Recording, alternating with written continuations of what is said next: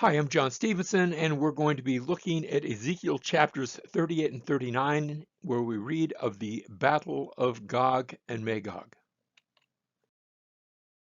Chapter 38 and verse 1, and the word of the Lord came to me, saying, Son of man, set your face toward, and here it is, Gog of the land of Magog. It's sort of interesting that it says it like that because you say, well, who is Gog and what on earth is a Magog? Well, that term Magog we saw way back in Genesis chapter 10 with that table of nations, and it talked about where the sons of Noah went, where Japheth went in one direction, and Ham went in another direction, and Shem, those three sons of Noah, all gave rise to various nations, and one of those nations was known as Magog. Now you say, well, that's Magog. What's Gog? And which nation is that? Josephus tells us that the Jewish people looked at Magog. That was their word for the people known in history as the Scythians. And we'll look at them in a few minutes. But the Scythians were located way up in the north. If you just go straight north from Israel and keep going, you'll end up in the land of the Scythians. But that term Magog, notice how the Gog part sounds a little bit like Magog, and it should sound like that in English, and it's the same way in Hebrew, because Magog just means the place of Gog. So toward Gog of the land of the place of Gog is how you could actually render that. And then notice he's called here in Ezekiel 38, and this is the New American Standard, the Prince of Rosh, the Nashi Rosh. And notice what I just said. That word Rosh is a Hebrew word. You say, well, where is Rosh? Actually, the question isn't where is Rosh. The question is what is Rosh, because the word Rosh just means the head or I can talk about somebody's head, the thing that's on their neck, or I can speak about the head of a nation. And the King James, and I think the King James is correct, and they're not the only translation that does this, but they render it not the Prince of Rosh. I think that's actually a poor translation, but rather the head prince or the chief prince of Meshech and Tubal. And so people have said, well, what place is Rosh? There is no place known as Rosh. It's just the word for the head or the chief, and in this case, it's describing what kind of prince, the chief prince. And you always put an adjective after the term that it's modifying, and that's how you don't do that in English, but you do that in Hebrew. So that's good Hebrew, well written. So I'm sorry, New American Standard. I like you as a translation, but this is one place where I think you just didn't do very well. So this is, notice, the Prince of Rosh, Meshech and Tubal, and Meshech and Tubal are actually mentioned again back in Genesis chapter 10. They're part of that area that's connected with those descendants of Japheth. And here's the prophecy. Notice, prophesy against him and say, thus says the Lord God, behold, I am against you, O Gog. And there it is again, chief. The translation says Prince of Rosh. I think it ought to say the chief prince of Meshech and Tubal. Verse 4, I will turn you about, and notice this is all addressed to this mysterious individual known as Gog from the land of Gog, from the place of Gog. I will turn you about and put hooks into your jaws, and I will bring you out and all your army, horses and horsemen, all of them splendidly attired, a great company with buckler and shield, all of them wielding swords. And let me just pause for a second, because if you know anything about the Scythians, they were a horse riding people. In fact, it seems to be that they were the folks who first decided, gee, I can use those big long-legged animals, those horses, and I'm going to get on them and try to ride them. If you've ever tried to ride an unbroken horse, and I tried this when I was a lot younger, I jumped on a horse that had never been broken, and it was a very short ride. It lasted maybe 10 or 15 seconds, if that. And then the horse, very easily removed me from its back. Well, the Scythians had found a way to make that work, to ride horses, and they seem to have been the first to do that. And so they were known as a whole army of horsemen and horses, and notice, splendidly attired, a company with buckler and shield, all of them wielding swords. Verse 5, but not just them. Notice you also have Persia, Ethiopia, and Put with them. Of course, Persia, that's what we call Iran today, and Ethiopia, that's south of Egypt, and Put is to the west of Egypt. We'll look at this in a moment on a map. All of them with shield and helmet. Gomer and all its troops, Beth Togarmah from the remote parts of the north with all its troops, many people with you. Here's a map of those areas that have just been mentioned. Notice at the and by the way, I have Magog in fairly, notice I put the letters about the same size as everything else. Actually, Magog would fill the entire north area of the map. So even though I put the word there, it's everything up there in the north is sort of the territory of Magog. And then these other areas, notice Gomer and Meshech and Tubal, all cousins to them. So you have cousins to the Scythians. You might look at, if you're not in the family, you look at them and, well, they look like a Scythian to me, and they probably did. But notice it doesn't just mention those people up in the north. There's Persia, and there's Put, and there's Ethiopia.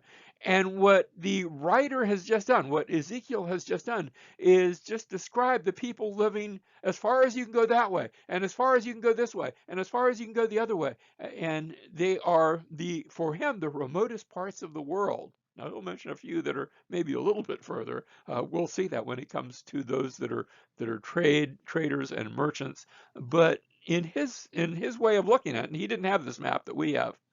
He just said, look, the Scythians, Magog, they're up that way, and he would point, to the north. Or Ethiopia, they're in that direction. And of course, I look at a map and I say up and down, and they didn't. Just everywhere, every point that you pointed to was just somewhere else. Verse 8, after many days you will be summoned. Now, notice that reference to after many days. This isn't going to happen next week, Ezekiel says. You will be summoned in the latter years. You will come into the land. So two references, sort of in parallel, is two ways of saying the same thing. That this is going to happen not now, not shortly, but eventually, someday in the future. You will come into the land that is restored from the sword. And Ezekiel has just been talking about the land that's going to be restored, about how the Israelite people, the Jewish people, are going to go back into the land. And of course, they would in the next generation or two. But what Ezekiel is describing isn't necessarily going to take place in the next generation or two, but in the future, quite a bit more than that. And so notice, you're going to come to the land that's restored from the sword, whose inhabitants have been gathered from many nations, to the mountains of Israel, which had been a continual waste, but its people were brought out from the nations, and they are living securely, all of them. And that's what Ezekiel has just described in the previous chapters. So its people have been brought out. He's referencing that earlier chapters, both chapter 36 and 37, that describe God bringing the people. And now they are seen, they're living securely. All of them are doing that. And so we had the prophecy in and we looked at chapter 36 and 37 last time. If you haven't seen that video, go back and look at it. The prophecy of Israel's return to the land. But now we're seeing this prophecy of Gog and Magog. And in this case, they're going to be seen attacking Israel, who is now in the land. Verse 9, you will go up, you will come like a storm. Remember how the book of Ezekiel started way back in chapter 1. There was a storm. And you remember what direction from which it was coming? It was coming from the north. And here again, there's a storm. Now, Ezekiel pointed in all sorts of directions, but he started off with Gog coming from the north.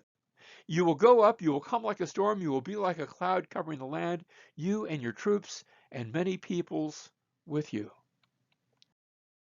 Verse 10, thus says the Lord God, it will come about on that day that thoughts will come into your mind, and you will devise an evil plan. And so there's a plan coming up, and we're going to talk a few verses about the plan. And here's the plan. You will say, I will go up against the land of unwalled villages. I will go against those who were at rest, that live securely, all of them living without walls and having no bars or gates, because they're going to be back in the land, but there's going to be villages and places there, not necessarily every place, but a lot of places that don't have protection, that don't have a military, that don't have walls, that don't have gates, that you just walk right into the city and you're in the city.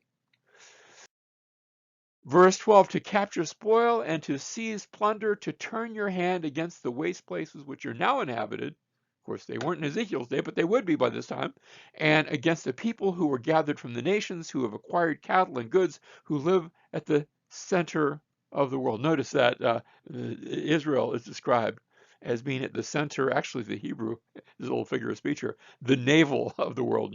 The navel in your belly button. That's like the center of your personhood. It's like you try to find the center of a person. And so a figure of speech that's used there, sort of cute, who live at the navel or center of the world. Continues verse 13, Sheba and Dedan with the merchants of Tarshish, and these are faraway places, very far away, that are known for their bringing merchandise from a long way away. And all those people, those merchants, with all its villages will say to you, have you come to capture spoil? Oh, prices for slaves are going to go down. We're going to make a killing here. Literally, have you assembled your company to seize plunder, to carry away silver and gold, to take away cattle and goods, to capture great spoil? Well, that's the plan. And now we see the prophecy, verse 14. Therefore prophesy, son of man, and say to Gog, thus says the Lord God, on that day when my people Israel are living securely, will you not know it? You will come from your place out of the remote parts of the north. Even though we described all those other nations, the Gog is coming from the north. Whoever Gog is, we're going to talk about that in just a moment. You and many peoples with you, all of them riding on horses, a great assembly and a mighty army. And you will come up against my people Israel like a cloud to cover the land. It shall come about in the last days that I will bring you against my land, so that the nations may know me when I am sanctified through you before their eyes. Oh God, notice there's a spoiler alert. He's already hinted, God's hinted of how this is going to end, what this is going to accomplish. It's not that God is planning to sanctify God before the eyes of the nations, but that will be the end result. And so notice again, this is happening in the last days. It's not going to happen next week. Ezekiel says it's going to happen in the future. Verse 17, thus says the Lord God, are you the one of whom I spoke in former days through my servants, the prophets of Israel, who prophesied in those days for many years that I would bring you against them. And so notice there's a reference to prophecies of invaders from the north, but it's a reference to that which has been prophesied in former days. That is, when Ezekiel's prophesying here, he's describing something that, at least in part, has been described earlier, perhaps in Ezekiel's own writings, or perhaps, it sounds like, in other prophets, that prophets have gone before him. Of course, when Ezekiel prophesies, there had been prophets like Micah and like Amos and like Hosea and like Isaiah, who had prophesied, and they had talked about how God uses nations to judge his people. And they had talked about invaders coming from the north, and about how those nations themselves would also eventually be judged. Even though God was using them as a tool, God also judges the tool, not because of what they did, but because of their motives behind what they did. Verse 18, it will come about on that day when Gog comes against the land of Israel, declares the Lord God, that my fury will mount up in my anger, in my zeal, and in my blazing wrath. I declare on that day, there will surely be a great earthquake in the land of Israel. So notice God says, look, I'm going to shake things up. It's language that reminds us of Joshua going into the land. Remember how Joshua goes into the land, and this confederation of cities that are in southern Canaan team up and come up against Joshua, and rocks are falling from the sky, and the sun is darkened. Now we haven't seen the sun darkened here yet. Verse 20, the fish of the sea, the birds of the heavens, the beasts of the field, all the creeping things that creep on the earth, and all the men who are on the face of the earth will shake at my presence. The mountains also will be thrown down. This is being described in almost apocalyptic, and I use that word advisedly, almost apocalyptic terms. The mountains will be thrown down, the steep pathways will collapse, and every wall will fall to the ground. God says, I'm really going to shake things up. Now, I think he's being somewhat figurative. I don't think the fish are really going to be, asking, wait a minute, what are you doing up there? I don't know that that's what's in view, but it's describing the God of all creation getting involved in the affairs of men. Verse 21, I will call for a sword against him on all my mountains, declares the Lord God. But notice how he does this. The way I'm calling for a sword is that every man's sword will be against his brother. So God's calling of the sword is where people's swords actually fight against each other. Verse 22, with pestilence and with blood, I will enter into judgment with him, and I will rain on him and on his troops and on the many peoples who are with him, a torrential rain with hailstones, fire, and brimstone. Again, this sounds like, sort of a reminiscent of Joshua chapter 10. I'm not saying it happens exactly like that, but it's calling to mind how God had worked in the past and how God is, again, going to work in the future. But notice again, every man's sword will be against his brother. They are they're judging themselves. We've seen in times past, there are passages like in Second Chronicles, it's around chapter 20, where that sort. No, I'm sorry, wrong chapter. But that sort of thing happens in the days of Jehoshaphat, where God delivers Israel not by big things falling down from the sky or by the Israelites being really strong and brave, but by the enemies of Israel actually fighting each other. And so, verse 23, I will magnify myself, sanctify myself, and make myself known in the sight of many nations. And here's the culmination, and they will know that I am the Lord. And so we come to chapter 39. I'm not going to read all of chapter 39, but we see where Gog's fall is promised. We've been seeing that already here, but now we have greater detail. And then in verses 11 through 20, there is, after Gog has fallen and the armies have fallen, there is the burial of the bodies, but then especially the burning of the weapons. And that takes like 7 years of burning to burn and dispose of all the wreckage from the war. And then verses 21 through 29, you have a final promise of Israel being restored in the land. Let's look at a section of that.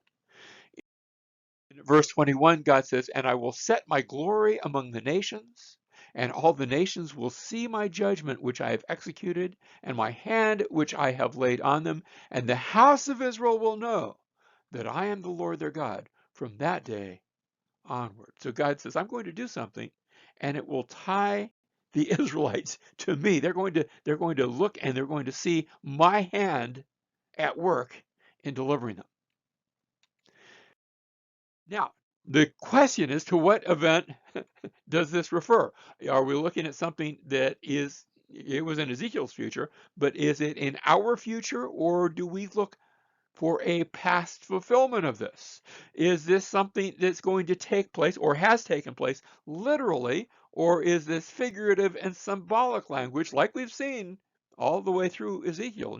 We've seen lots of symbolism here in the book of Ezekiel. Is this more of the same? Is this something that is a conditional promise or an unconditional promise? Is God saying, look, no matter what happens, this is all going to take place?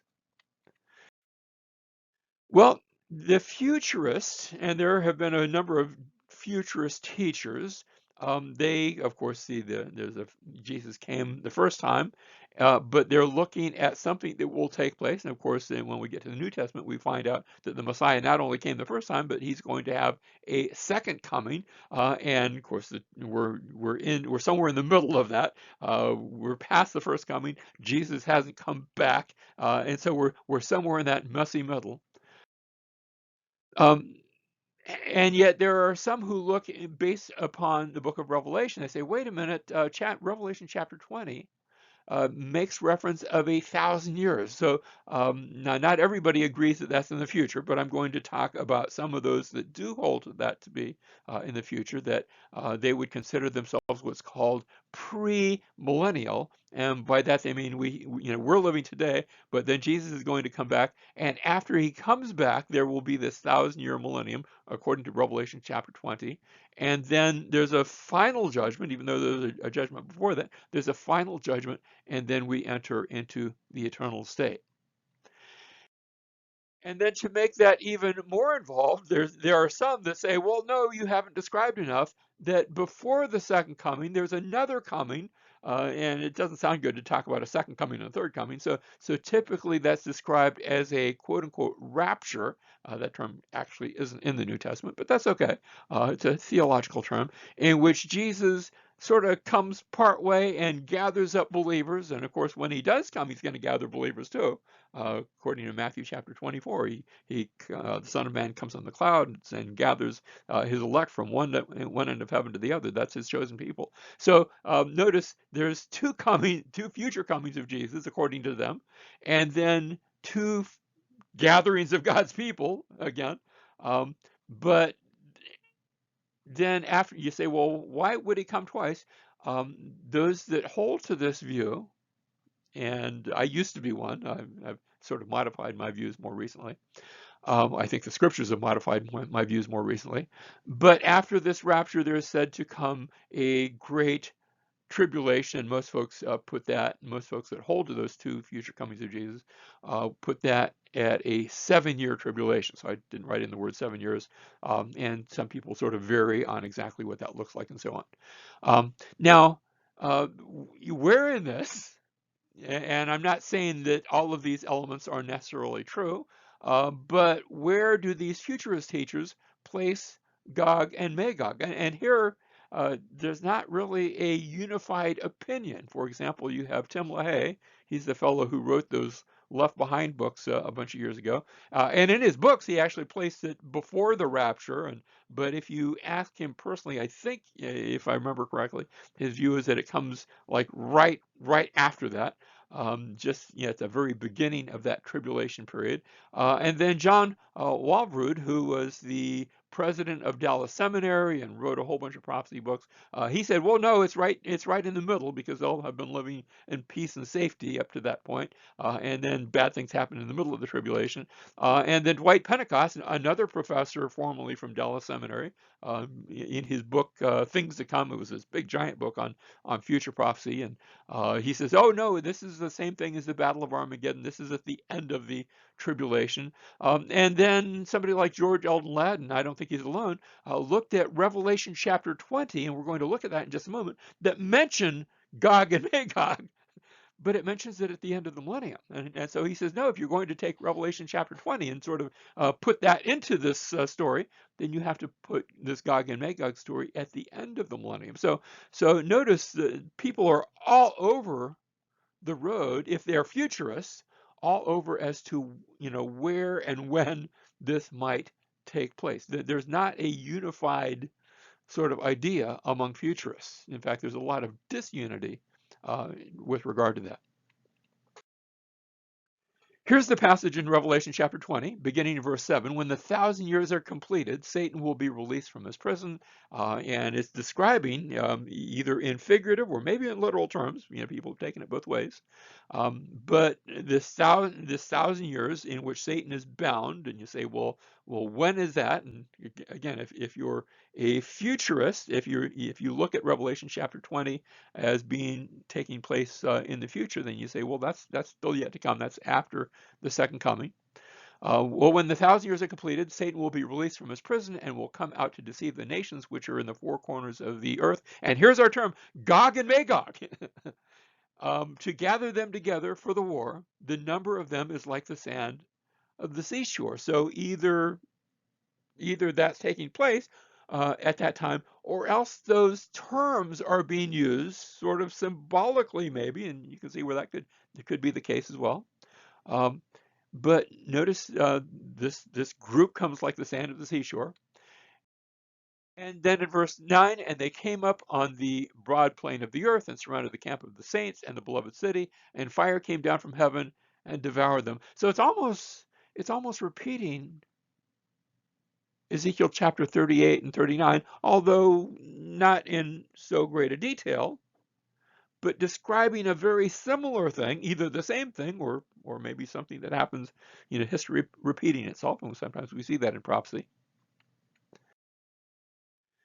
Now, I think it's also possible to ask the question, has there been something in the past that lines up to this?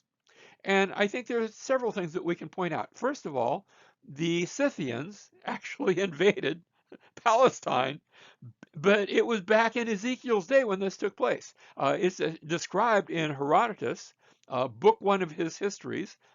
His book, The Histories, describes how the Scythians came down and they defeated the Medes. So they weren't just coming, heading only to Palestine, but then they went past Canaan and went all the way to Egypt, but then were bribed by Pharaoh Psammetichus to turn around, and they took the money and ran, because that's, I think, what they were really interested in. And they plundered Ashkelon. And again, um, Herodotus described, now Ashkelon is right there in Canaan. It's one of the Philistine cities on the coast, on the coast, just a number of miles, maybe I'd say 15, 20 miles from Jerusalem. And they plundered it, plundered the temple there. Um, and the problem The problem is that this took place prior to Ezekiel's prophecy. In fact, if I understand the chronology of Ezekiel's prophecy, it might have taken place just maybe 10 or 20 years earlier, which means I don't think it's a fulfillment, but it might be that Ezekiel is using an event that took place sort of in his day to say, yes, and it's going to happen again. You see, there's times when the prophets do that. For example, Joel talks about what's the word, a locust plague, and then goes on to describe the army of the Lord still in the future. And you say, well, is he talking about more locusts, or is he talking about something else? And he's using one as an image for the other. And it might be that Ezekiel is doing that as he describes this Scythian invasion, but that's not the fulfillment of the prophecy. Next, there is an attack against the Jews. Of course, you remember the story in the days of Esther. And in the book of Esther, it talks about this plot that came down. And as a result of that plot, remember, the plot was to destroy all the Jews, but then the Jews were given permission by the Persian Empire to defend themselves, and sure enough, they did that, and 75,000 of the enemies of Israel perished. Now, the book of Esther doesn't say it happened in Jerusalem. It happened, the order was given in Persia, in the city of Susa. But in Esther chapter 8 and verse 9, it talks about this taking place. These ordinances going from India all the way to Ethiopia. Remember how we had a reference to Ethiopia, to Cush, to the area south of Egypt. And so that entailed the entire Persian Empire. And so it's thought, gee, could that be a reference here? And I admit the possibility. In fact, we read that the slain are buried in a place called Haman Gog. Now, Haman just means the multitude of Gog. But did you notice that word Haman? Because Haman, or Haman, there's a reference to in the book of Esther. There's the villain, and his name is Haman, and he's the villain. He's the one that's bringing all of these things about against the Israelites, so that they have to defend themselves. Indeed, you look at the story going all the way back to Moses' day. Remember how the Israelites leave Egypt and they move into the wilderness and they're attacked by the Amalekites? And then later in the days of David, he escapes from Saul. He's been on the run from Saul for so many years. And the Philistines give him a city. They give him the city of Ziklag. And he goes to Ziklag. And he's not been there very long when the city, while David's away, is attacked by Amalekites. It's different times the Amalekites attacked. And when we read of Haman in the book of Esther, and if you haven't seen the video on Esther, go look at that. In the days of Esther, Haman was described as Haman the Agagite, and here the Jews had returned to the land already in the days of Esther. So even though the book of Esther is taking place in Susa, meanwhile, over in the land of Israel, there's a Jewish kingdom back there. It's under the reign of the Persians, and they are attacked not personally by Haman, but Haman has set up the plot. He has set up all the the things that take place where the people throughout the land will attack him, and he's Haman the Agagite, and Agag was the hereditary name of the king of the Amalekites. So again, in all three of these instances, notice in the days of Moses, in the days of David, and now in the days of Esther, there's an Amalekite presence. There's an Amalekite sort of idea that's moving people to attack the people of Israel. And that comes out as we look at this reference to Haman here in Ezekiel's prophecy. So that fits, that works. And yet I think there's another possibility. And that is the attack of Antiochus Epiphanes, that is against Israel. Now this takes place long after the days of Esther, a couple of hundred years later, in the year 168 BC, as Antiochus Epiphanes attacks the people of Israel, and he goes into the temple and sets up an abomination of desolation. You can read about that in the book of Daniel. And he is repulsed, and eventually, he's repulsed by the Maccabees. They don't actually kill him because he's actually killed fighting against other people, like outsiders. But he's repulsed by the Maccabees. And so looking at it in this regard, and you could say this about the Esther narrative, but also about the Antiochus Epiphanes narrative, that it would view the Scythian invasion as a prototype for this attack, but then it takes place in the days of either Esther or Antiochus, in the same way that we look at the story of Josiah, who's killed at Megiddo, and that becomes a prototype for what we see in the book of Revelation, where there's this description of a great battle at the place where Josiah died, the place of Megiddo. We call it Mount Megiddo, or the way you say that in Hebrew is Armageddon. And so that might fit. So to what does this event refer?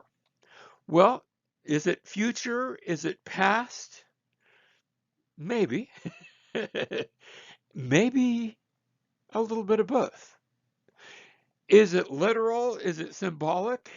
After all, we're told that we wrestle not against flesh and blood, but against principalities and powers and spiritual things in high places. And you say, well, even in the Old Testament? Yes. Remember how Daniel speaks to an angel that shows up and said, I was on my way a long time ago, but the Prince of Persia, not literally the Prince of Persia, but the power behind the throne, the supernatural power, delayed me. And we got into a little spiritual match there. Is it conditional or unconditional? We always ought to remember that when we see prophecies, that even if it doesn't say it's conditional, a lot of times it is. And based upon what the recipients are going to do. Now notice, the prophecy is made to Gog, but the one who is getting the letter are the Israelites, the people to whom Ezekiel is writing.